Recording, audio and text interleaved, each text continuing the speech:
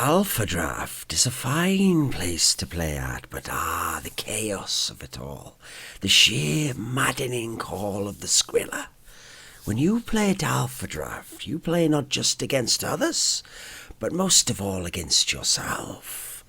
Skrilla is a ladder. Many who try for it grasp and fail. The fall breaks them.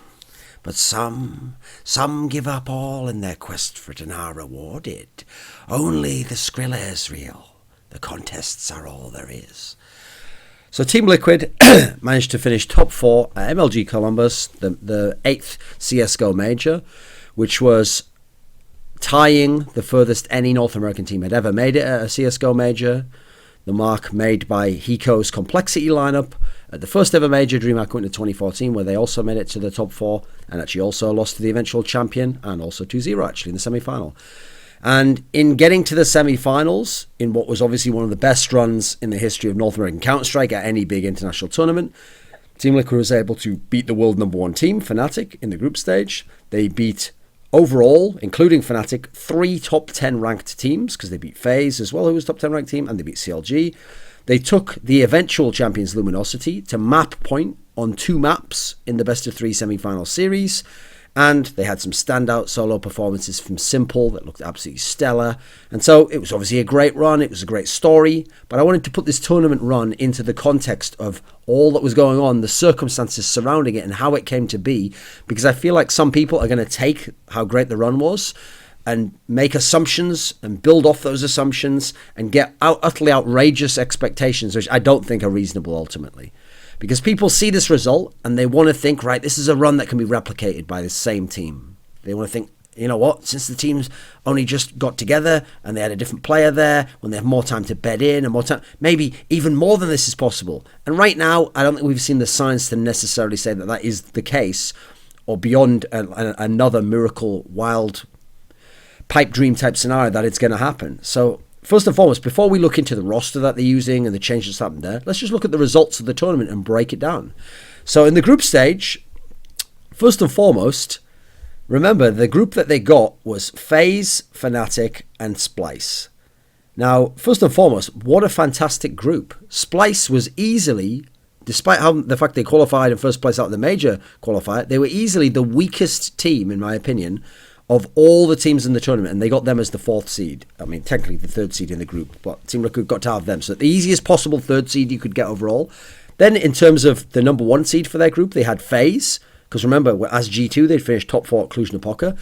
Now, admittedly, the top seeds for this tournament were unusually weak, because Envious is in a massive slump. FaZe is just in a big slump and it's pretty shit, and have changed players. And then NiP isn't exactly in a slump, but they couldn't have their 5th player then had to use their coach. So actually of the top 4 seeds, the only one you really want to avoid was Na'Vi. So obviously it could have been much worse if Team Liquid had gotten Na'Vi, but they didn't. Of the other 3, I mean, NiP turned out to be decent enough, so probably you wanted to get Envious or FaZe, and in this scenario, Liquid was able to get FaZe, and I actually think of the 4, FaZe was actually the best to get here as your number 1 seed in your group, because NIP at least had like the routine and the experience, and I think Envious, as much as they had problems, they would have fragged well against Team Liquid, so it would have been hard at least. I actually think that FaZe was the dream matchup here. Losing my voice a bit because I'm doing a tournament at the moment. So immediately you've lucked out a little bit by getting a great number 1 seed. Now, obviously, your number 2 seed you get punished for, admittedly. You get Fnatic, the number 1 team in the world. And remember, the number 2 seeds you could have also gotten Astralis. Pretty good, would be hard to play against, but in theory, Fnatic's harder on paper. You could also have gotten Virtus.pro in a massive slump. You probably want them if you could as a number 2 seed. And you could also have gotten Luminosity, who obviously were fantastically strong. So you have lucked out a bit there, but also the second seeds were pretty strong for this. So you consider that you got Fnatic, one of the hardest number 2 seed, but not really. Because remember, let's be honest, when they beat FaZe, okay, that's fine, they're in a slump, that's legit. And like I say, there were other options as the number 1 seed that would have also been not so great. But then you get Fnatic. Okay, if it was the real Fnatic that had built the number 1 seed in the world, number 1 ranking, then yeah, it'd be incredibly hard, and you actually probably lose. But as we know now, Olofmeister had a hand injury. And this hand injury was so decapacitating that we saw he did not play to his normal standard at this LAN. And what's more, it'd be one thing if he had just issues there, But the second the LAN was over, he immediately isn't playing for Fnatic anymore, is taking some sort of break to rehabilitate, which suggests to me the only reason he even played in the major is because it was the major. If it was a normal tournament, if the major was 2 months from now, he'd probably take the break now anyway, and he wouldn't even be playing right now. So essentially someone who shouldn't be playing, but on paper is supposed to be the best player in the world, isn't really present in the server in as much as what he's normally capable of doing. And we saw, apparently, he had limited motion, and you saw, especially when he was AWPing, he didn't have those crazy shots that he normally hits. Didn't have those really quick shots that are like nice range of motion, good flicks. He didn't really have a whole lot of that going for him. So Fnatic was a weakened team, and that's obviously one of the best players of all time they're lacking. Even so, it was a close game. They only won it in overtime, did Team Liquid. Now, the map also was Dust 2. Now, yes, statistically a very good map for Fnatic, but Fnatic don't get to play it a lot because a lot of people ban it against them. Now, obviously, Dust 2 is a map that Team Liquid, especially the lineup with Adren and even the Kusta lineup, have been playing a lot recently. So that's a scenario where both teams don't mind playing that map. Fnatic could have pushed the map pool another way, though. And also, obviously, the randomizer picks this map. So I think Team Liquid lucked out a bit by getting Dust 2 here. This was a good map for them. The best possible map at the moment for Fnatic, to get against Fnatic, rather, especially in this Olofmeister limited scenario. And then you consider they did only win it narrowly, so they certainly could have lost this, but okay, props to them, they won it. Now, what was good about it was they won it on the T side. Now, that was impressive, obviously, because they were able to execute, they were able to find a way to get it so that they could stop Fnatic's mid to B when they're on CT side, and then on T side, execute, get the big plays, win the game. So, okay, you can see how even there, one of the big wins isn't as clear-cut as maybe people might want to believe it was. Then you get to the round of 8. Now, first of all, just drawing CLG in the round of 8 is pretty lucky, because if you know the way the draw went, there was actually only 2 opponents you could get. It was someone from C. It was the second seed of Group C or Group D. So that meant CLG or Virtus.pro. Now, yes, knowing what we know now, I'd certainly say you'd rather have Virtus.pro. You'd rather not have Virtus.pro. You'd rather have CLG. That's the better draw. And actually, even at the time, I would have argued the same case anyway, because obviously Virtus.pro do perform at majors. They do perform on LAN. It's not the same as the online slump, and they're always going to be hard to compete against, especially if you're a North American team. They really give North American teams hell, and I think that would have been the case here as well. I mean, in the end, Virtus.pro were arguably the team to push Luminosity the most, even though you can make a case, obviously, for Team Liquid. Virtus.pro took a map from them. They were right there with them. It was a very, very competitive series. So, getting CLG immediately is a big favour for you. Now, yes, the reason you're able to get CLG is CLG beat Envious, who, yes, they're in a big slump, but okay, it's still Envious. They beat Envious, and then they beat Gambit, and that was what they were able to get them the spot. But I think if they'd have gotten Virtus.pro, Team Liquid here, they unfortunately probably would have gone out in the round of 8. Not least because, yeah, Virtus.pro's form isn't that sick, but they have a really good map pool, and they could, in a best of 3, really force Team Liquid onto a bad map in terms of VP's pick, and then load up that randomizer to be really in the favour of Virtus.pro. Whereas, obviously, the guys, we realise from CLG were actually essentially playing into the hands of Liquid with their picks. Because, I mean, their pick was one that Liquid didn't mind playing on. I also think that when you look at CLG's comeback on cash and the problems that Team Liquid had holding as CT, you kind of see already the hallmarks, even in one of their wins, of what cost them at times. Like, they were having to really do it with big-time T-halves to really get wins in these games. So then we get into the semi-finals. And remember, even one of the maps there in the quarterfinals isn't as clear cut, but okay, they win 2-0, fair enough. You get through to the semi-finals, you're playing Luminosity. Now, yes, on paper, you can say, oh, we were 2 rounds from the final. In a way, but not exactly, because let's face it, if you'd have won map 1, if you'd have won on Mirage, then map 2 would have been played differently. The rounds wouldn't play out the same way. You wouldn't make the same decisions. They wouldn't make the same decisions. It would just be different. So it's very unlikely if you win map 1 that you just automatically go to the same sort of snap. Now listen, you also maybe you win. That's not unreasonable. They did get to 15 rounds in both of these games, but it changes something. It's not as simple as that, especially when we were talking about 2 rounds separated by so much, a whole map essentially. Now it is also worth pointing out that in a scenario where they had won map 1 and they'd gotten to map 3, so I'm giving them a map here that they didn't get. Actually, I think that the randomizer had actually given them a bit of a favour, actually. They had a decent chance on the third map, but not as obvious as it might seem overall. Because what the third map was going to be was Cobblestone. Now, that's good when you consider what was left there was Cobblestone, Overpass, Train. So the 3 customs were in the randomizer.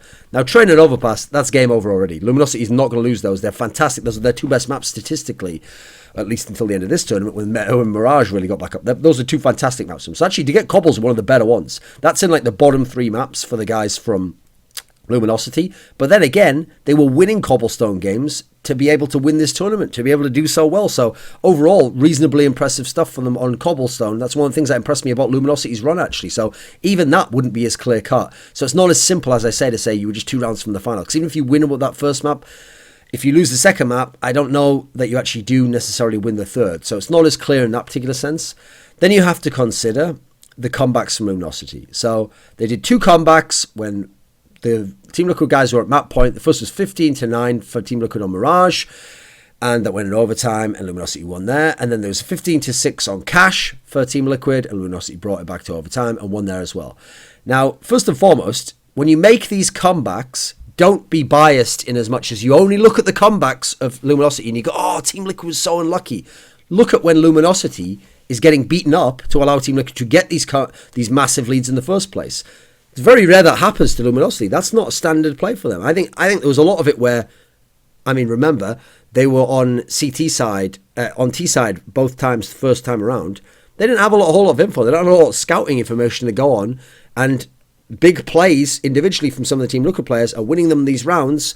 And as a result, Luminosity are hard-pressed to find solutions for it. So, okay, great play from Team Liquid, but then you've also got to credit the guys from Luminosity for the mental fortitude to not just give up and to lose a stupid round and to get into a bad situation and to keep winning those rounds and win those clutches and then win those situations and get them back into the game and get them overtime and then give them a chance to win and then win in overtime as well. Not get that hard reset at overtime where sometimes you battle all the way up back to overtime, as you probably see in the NBA and NHL, etc., and then the opponent still just wins like a minute into overtime. No, that's not what happens here. Now, also, you have to look at this. Yes, obviously Luminosity in some of those initial scenarios gave up rounds to Liquid to do so. Likewise, Liquid also certainly messed up a few rounds when they had reached map point and were a bit too rushed on them, didn't take enough timeouts. But that's also because they were trying to keep the pace going. They were trying to like pile on and they're trying to force it through and brute force it through. Because also remember, if you take a time out, maybe that also helps Luminosity. They're a fantastic tactical and strategical team. They might figure something out, an adaptation for their CT side, and also be an advantage in terms of keeping the game going. So, okay, Team Liquid blew it a little bit there, but then let's consider those actual maps. So the Mirage game, they got to 15-9. In this game, each team won a pistol round. So, okay, nothing unreasonable about that. And what happened? Team Liquid couldn't close out as Terrorist. And remember, Terrorist is what had gotten them to that point in the tournament. Terrorist play, and it was the play of Simple on Terrorist, and he wasn't quite as good in this series as he was in the other ones. And overall, these were some of the issues they had. Then you go over. Oh, by the way, another thing, obviously that one round that coldzera had where he was holding in the B side of Mirage and he did that crazy no-scope with like 1.7% chance of happening. Yeah, obviously that's a mad fluke. And obviously if they lose that round, the guys from Lumis, they probably lose that map. So that's why I say I don't really necessarily mind saying Mirage could have gone to Team Liquid. That one was fairly unlucky. The rest of it, though, pretty good play from Team Liquid, pretty good play from Luminosity to shut down Team Liquid, and then Team Liquid just falling apart on T-side, which, listen, it wasn't going to last forever, was it, necessarily? Then you go to the second map where they were up 15-6. Okay, this is a monster lead, sure.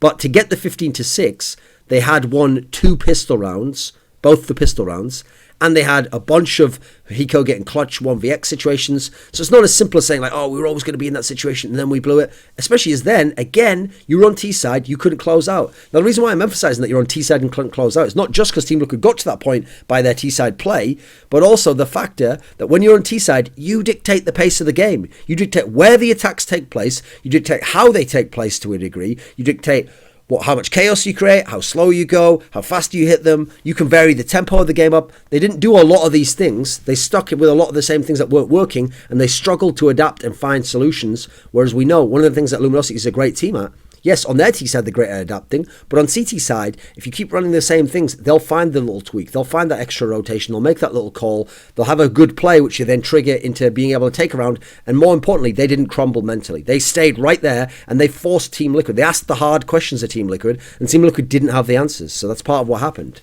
So you've got to really credit the mental fortitude of Luminosity, especially the rotations and the calls that they're able to pull out. That, like, yeah, it seemed miraculous at the time, it seemed lucky, but to have done it that many times shows it isn't luck. That's where a champion makes his own luck in that sense. Now, Team Liquid is unable to close out the game with what had gotten them there and what had gotten them there and helped them beat Fnatic in such close fashion. So it's hard to have too much sympathy in that sense. Like, okay, what worked out for you before, if that strength goes away, then maybe it's not as much of a strength as we thought, or maybe it only worked against certain opponents. How about thinking about that? then you've got to think about the fact that, yes, obviously it's a disadvantage to Team Liquid to be this Pog/Mitch by having a Dren come back in the lineup. They haven't really played many landsmen aside from the major qualifier, and then they've been practicing with Kusta as well. Yeah, that is a negative for Team Liquid. But in this particular sense, in a weird way, it seemed overall more so to actually work in their favour, because when they got to play Luminosity, forget Fnatic, they had Olofmeister injury, forget the guys from CLG know this team and have played them many times. It's Luminosity, because Luminosity is a team that would benefit massively if they had a lot of demos to watch of you. If they could prep for you, look for your tendencies, your weaknesses. First of all, they didn't play in the same way as some of their weaknesses at the major qualifier, and also their tendencies weren't there as much, and they barely played any games at the major qualifier. Then you come to this scenario where, so what worked for them on the T side, this spontaneous approach, and LG maybe can't read it as well when they're on their CT side. This makes me think also, then the advantage you gain from that is what you then get taken away from you when you're on the CT side. Because what was the problem with Liquid being able to get more CT rounds at certain times on certain maps? Well, like for example against CLG. Well, they didn't have as good chemistry. Their team play looked kind of off. Sometimes the roles had a couple of players fragging and other people would do nothing, like Nitro. Dren had some bad games against Luminosity. In this sort of a scenario, what gave you an advantage over here maybe took from you over here. So you can't just say, oh, I only want one advantage, I don't want any disadvantage. Well, then you wouldn't have had... So if Team Liquid was more practice and more routine and play with this lineup more, maybe they had more chemistry here, but they also might not have had the same surprise factor. Might not have had as much of an unpredictable nature where they didn't know what they were going to do and they just went with the flow. Maybe that doesn't work either. It's also worth pointing out that when you consider what a limited map pool Team Liquid had, they had some really good opponents for them to be able to play these maps. What is the map pool of Team Liquid? That version with the Dren.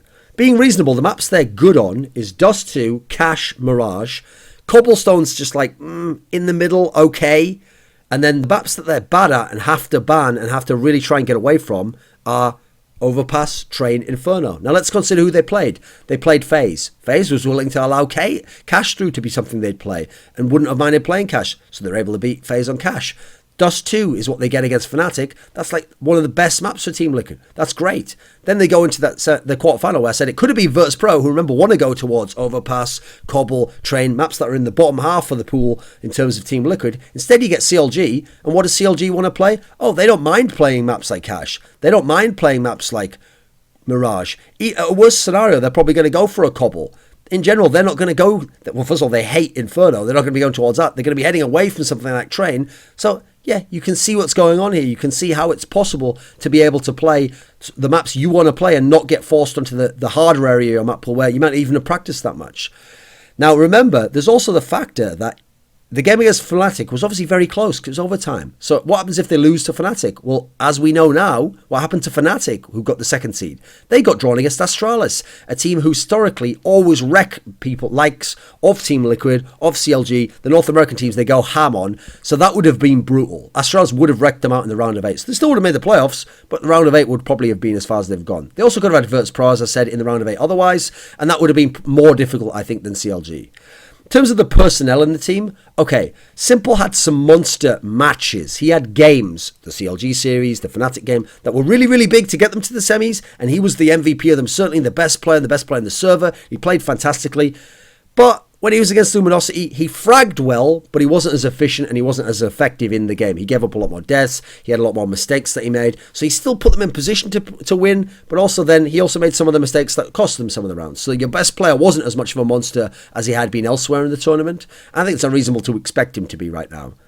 Then you look at Hiko. Okay, Hiko had nice clutches, certainly on that Cache game against Luminosity. He got them in position, but then that's kind of evened out because what happened in the second half of that game when they're on T side? He had like 1 kill or something crazy and really, really struggled. But he's not a world-class player right now. He's a good North American player and he still has that veteran savvy and he still plays his style very, very well, but he's not as sick a fragger as he used to be. Elige was looking decent, was looking pretty good early on. What happened? He kind of leveled off a bit. He was doing his entrying well, but the fact that Nitro was so poor, the combo of them wasn't always quite there. And I felt like, I'm amazed that they got as many T rounds. That's why you have to give a lot of the credit to Simple, quite frankly, with his amazing AWPing, because the normal entry combo of Elige and Nitro, Elige was doing his job, Nitro wasn't. Nitro was very poor. I think he was actually overall the worst player at this tournament out of the Team Liquid guys, worse than a Dren. Now, here's the thing with a Dren. He had a good lad overall. Problem is, That game on Mirage against Luminosity, his poor play in that one map is really one of the major factors that cost Team Liquid that game. It's right up there. In fact, I'd say even more so than the Cold Zero round. Because, yeah, the Cold Zero round was a miracle in one round, but Adren had a very poor performance overall on that one map. And if he has a better one there, they at least get to a third map. So, unfortunately, his good play against Fnatic and other teams kind of levels off once you get towards the end of the tournament and deeper in the tournament, and so it makes sense as to why you had these issues. And Nitro just looks like a man apart. Like, he just doesn't make sense in this lineup right now, and his fragging is particularly poor.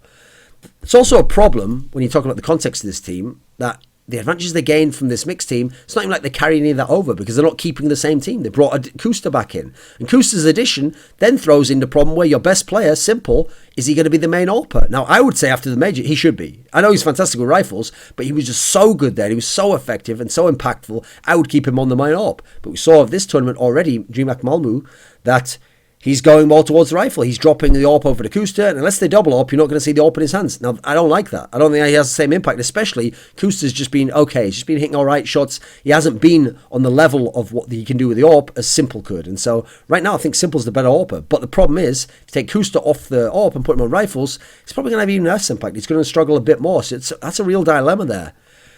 Then you consider that since they have changed one of the players, how can you really carry all of that over from the major to this tournament? I think even, by the way, if you had have kept the Dren in the lineup, that they would have dropped off at this Malmö tournament compared to what had happened at the major. But despite that, you can't even take any of it over because you bring in a new player, you're switching things up a little bit. He's not just going to play like a Dren did. Now, the way I would characterize this tournament is it was a great one-off one. It was a miracle, but it was fantastic. It made sense in terms of the microcosm of that tournament and what was going on with the other opponents and who you drew and on what maps they were willing to play you on and where you got your wins on T-side with Simple going crazy. He go to his classic clutches. That's all great stuff. The problem is, you did have a little bit of good fortune along the way. You took advantage of it. And then what happened when you got team against Luminosity? You got the good fortune. You couldn't take advantage of it. You lost. And all of the benefits of being this team that no one really had information on, and no one really expected certain players like Adren to play so well, and then no one would have known, at least in terms of major level play, that Simple's going to go quite that harm in some of the key games. So you got a lot of good fortune, and you did take advantage of it to get to the semis. That's great stuff, and maybe you could have got to a third map against Luminosity, but ultimately you can't then complain that in other areas you didn't get even more good fortune. I mean, that's being ridiculous. So it is a great one-off run, but it's very much self-contained to me. There's not too much to carry over. I think they go back down a level and they have to work out in a different way. It's not just going to be you're getting back to that level. It's different. They're going to be working the team out in a different sense, working out the system, how does Kusta fit into it, and then getting good in a stable, reliable sense. More the CLG path, and then trying to be better because you have a bit more firepower. You're not going to have this miracle run that you had here in other tournaments, very likely. And if you do, it'll be another miracle. It won't be some sort of pattern, at least I think so.